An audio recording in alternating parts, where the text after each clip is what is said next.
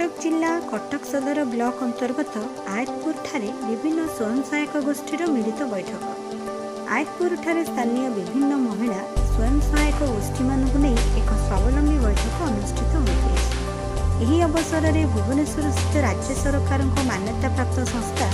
प्रीति enterprises मुख्य परिचालक त्रिलोचन साहू, उज्जवल ओडिशा संपादक तथा सांबादिक मनोज कुमार बेहेरा,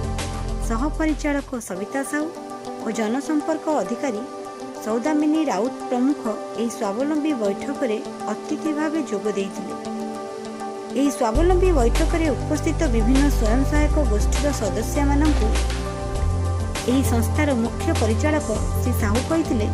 जे ग्रामांचल में किभଳି गृहिणी महिला माने निजर घर और परिवार समस्त कार्य संपादन करी निजकु समाजर मुख्य स्रोत प्रतिपादित करिपारिबे। किपरि केंद्र सरकार सब्सिडी प्रधानमंत्री स्वरोजगार योजनार पीएमईजीपी विभिन्न क्षुद्र और मध्यम घरोई शिल्प बसाई यह योजनार लाभ उठाई पारिबे एवं आवश्यक स्थले प्रीति एंटरप्राइजेस सहित जोगाजोग करी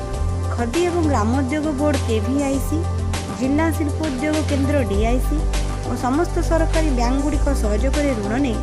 15 ରୁ 35% ऋण किभଳି छाड़ पाइबे एवं प्रीति एंटरप्राइजेस किभଳି ऋण आवेदन पत्र पूरण करी आवश्यक अनुଯାयी उचित मूल्य रे मेसिन जोगाई दे स्वरोजगार योजनार ऋणर समस्त विवरणी जोगाई देवा सह साहाय्य सहयोग करिवे बोली उपस्थित सदस्य मानकु बुझाई कहिथिले। ଏହି କାର୍ଯ୍ୟକ୍ରମରେ ସ୍ଥାନୀୟ ସ୍ୱୟଂ ସହାୟକ ଗୋଷ୍ଠୀ ଗୁଡ଼ିକର ସମସ୍ତ ସଭାପତି ଓ ସମ୍ପାଦକ ସମେତ ସମସ୍ତ ସଦସ୍ୟମାନେ ଉପସ୍ଥିତ ଥିଲେ।